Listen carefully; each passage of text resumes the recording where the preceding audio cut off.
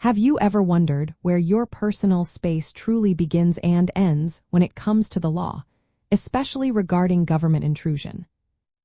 When it comes to privacy, the Fourth Amendment protects areas where you have a reasonable expectation of privacy from government search without a warrant. This means spaces where you genuinely expect privacy, and society recognizes that expectation as legitimate. This concept originates from the Fourth Amendment to the United States Constitution, which guards against unreasonable searches and seizures by the government.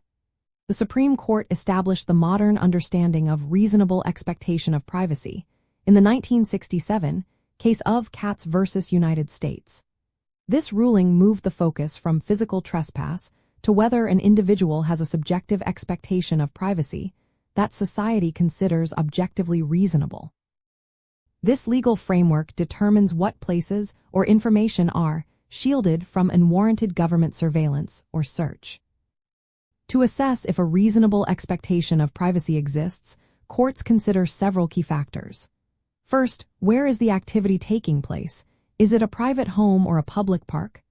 Second, what steps did the individual take to ensure their own privacy, such as closing blinds or locking doors?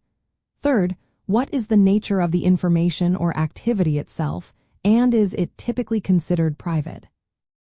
For example, conversations inside a closed phone booth were deemed private in the Katz case, even though the booth itself was publicly accessible.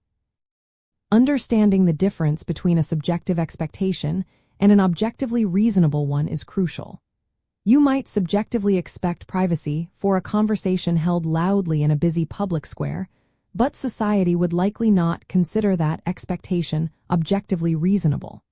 Conversely, a private diary kept in your locked bedroom clearly meets both parts of the test. The analysis always balances individual desire for privacy against societal norms and government interests.